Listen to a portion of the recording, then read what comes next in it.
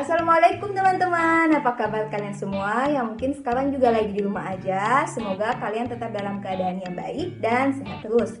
Di video kali ini, saya dan teman-teman saya dari kelompok 5 mengajak kalian semua untuk sama-sama belajar mengenai interaksi lipid protein pada roti.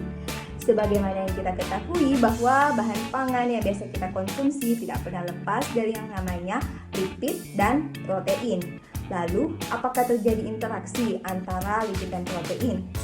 Apakah interaksi lipid protein juga terjadi pada roti? Apa sih faktor-faktor yang mempengaruhi interaksi lipid protein? Nah, teman-teman saya punya jawabannya nih. Yuk sama-sama kita dengarkan penjelasan dari mereka yang dimulai dengan penjelasan latar belakang dari teman saya.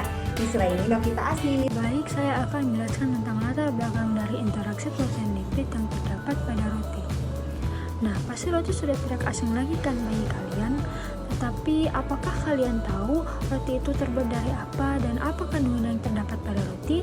Di sini saya akan menjelaskan lebih banyak lagi tentang roti. Roti merupakan produk pangan yang dibuat dari tepung terigu yang difermentasi dengan ragi roti atau bahan pengembang lainnya yang diolah melalui proses tahapan pengadonan, fermentasi, dan pemanggangan. Zat gizi yang terdapat pada roti yaitu beta-karoten, tiamin, riboflavin, niacin, serta sejumlah mineral berupa zat besi, iodium, dan kalsium. Proses pengadonan akan membentuk sifat elastis kohesif dari protein gluten yang akan meningkatkan molekul air.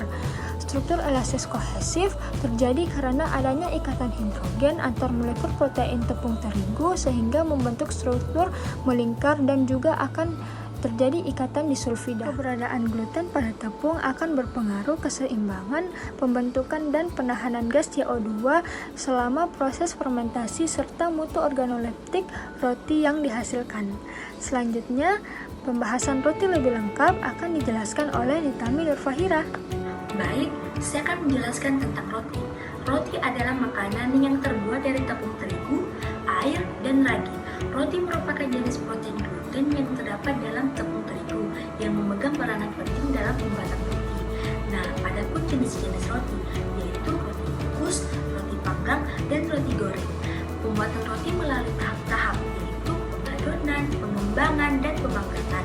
Bahan baku yang terdapat dalam proses pembuatan roti digolongkan menjadi 3. Nah, bahan utamanya itu seperti tepung terigu, air, dan ragi. Kemudian penambah rasanya itu seperti gula, garam, mentega, susu, dan telur, serta bahan tambahan berupa malt, emulsifier, dan mineral disulfid. Bahan pembuatan roti tersebut memenuhi nutrisi pangan yang ada dalam tubuh kita. Terdapat zat gizi yang ada dalam roti, yaitu vitamin, mineral, karbohidrat, protein, dan lemak. Kandungan protein yang ada dalam roti tersebut memenuhi 9,7%, lebih tinggi dibandingkan nasi yang hanya 7,8%. Baik, materi selanjutnya akan dibahas oleh Abian Farasaki.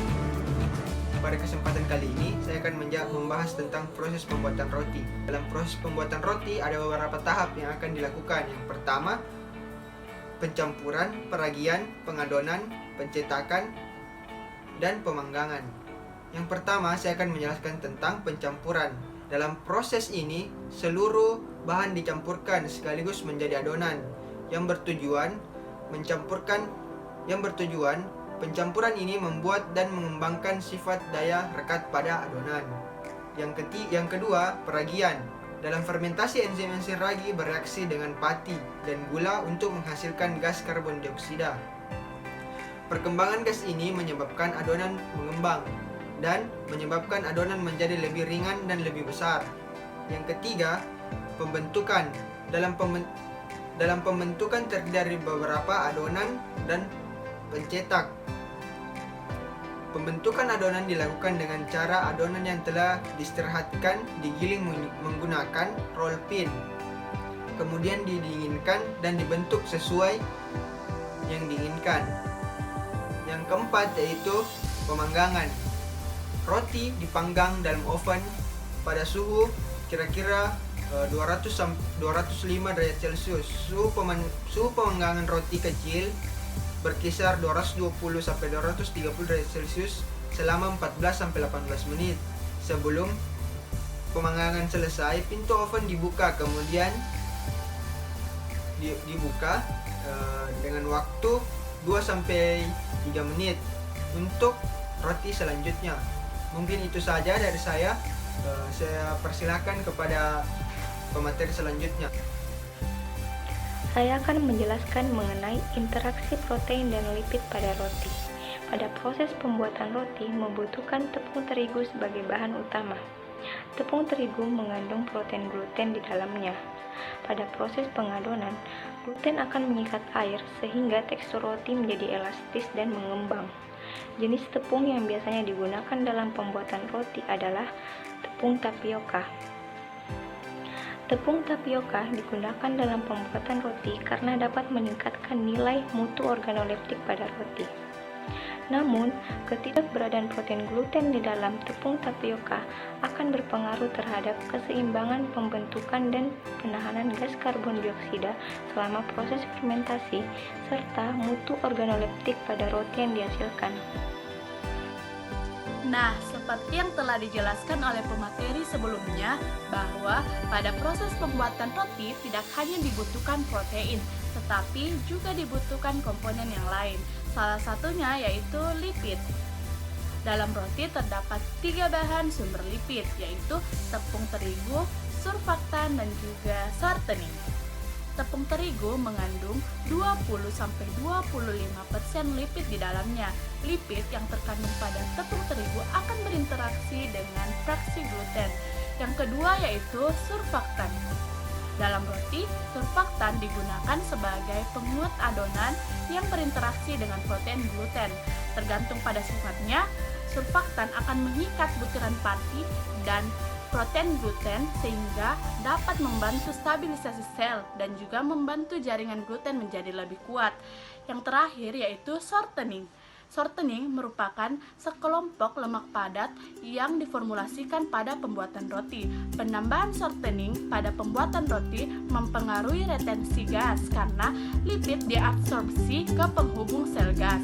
Kemudian, sebagian lipid yang melapisi protein gluten dan butiran pati akan mengurangi penyerapan air selama pembuatan adonan.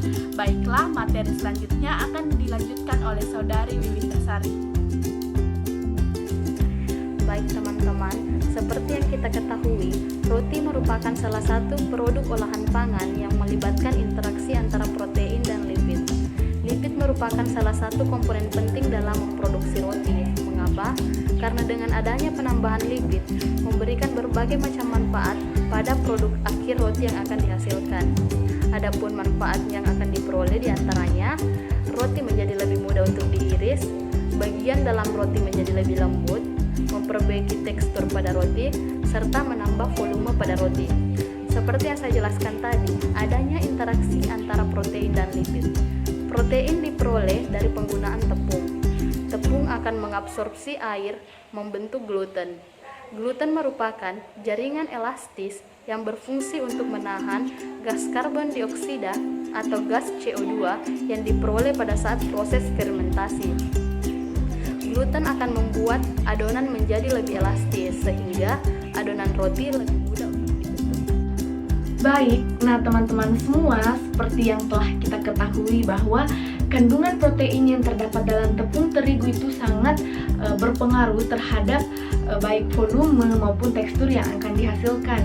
Nah, di mana semakin tinggi kandungan protein yang terdapat dalam tepung terigu itu akan berbanding lurus dengan kemampuan gluten dalam membentuk adonan yang elastis.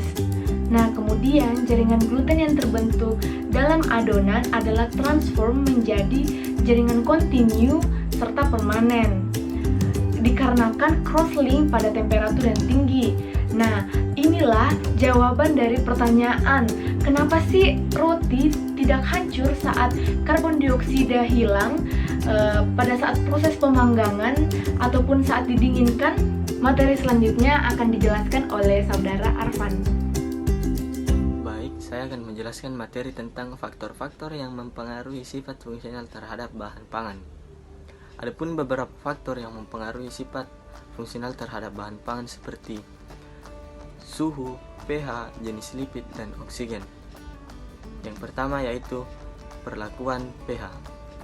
Perlakuan pH mempengaruhi sifat fungsional untuk daya ikat air atau biasa disebut water holding capacity. Water holding capacity merupakan salah satu karakteristik fungsional dari protein yang mengikat air dalam bahan pangan untuk menahan air bebas dari struktur 3 dimensi protein. Yang kedua yaitu faktor suhu. Faktor suhu juga mempengaruhi aktivitas emulsi. Kemampuan dari suatu protein untuk membentuk emulsi sangat dipengaruhi oleh komponen hidrofobik yang ada dalam protein tersebut. Ketiga yaitu sifat pembuian. Sifat pembuian pada protein merupakan salah satu sifat fungsional yang sangat dipengaruhi oleh pH, suhu, dan terdapat komponen lainnya. Bui terbentuk dengan baik ketika molekul protein membentang suatu permukaan air udara, menyebar dengan cepat dan bertahan ke seluruh area permukaan sehingga volume protein mengembang. Dan faktor yang terakhir yaitu jenis lipid. Jenis lipid juga merupakan faktor yang mengubah sifat fungsional karena perbedaan antara senyawa lipid yang berbeda mungkin terkait dengan polaritas dan tingkat ketidakjenuhan. Sekian materi yang sempat saya jelaskan. Selanjutnya saya serahkan kepada moderator. Nah, itulah tadi penjelasan dari teman-teman saya kelompok 5 mengenai interaksi lipid protein pada roti. Saya dapat mengambil kesimpulan bahwa roti merupakan produk olahan pangan yang melibatkan interaksi lipid protein, di mana interaksi tersebut dapat berlangsung ketika proses pencampuran. Misalnya penambahan surfaktan yang merupakan sumber lipid yang berfungsi sebagai penguat adonan dengan berinteraksi dengan gluten, di mana gluten merupakan sumber protein dari tepung. Nah, teman-teman, dijelaskan pula tadi mengenai faktor-faktor yang mempengaruhi sifat fungsional dari interaksi lipid protein, di mana faktor-faktor tersebut yakni pH, suhu, jenis lipid, dan oksigen. Nah, semoga kalian semua dapat memahami materi tersebut ya. Kurang dan lebihnya mohon dimaafkan. Sekian dari kami, tetap di rumah aja dan jaga kesehatan. Wassalamualaikum warahmatullahi wabarakatuh.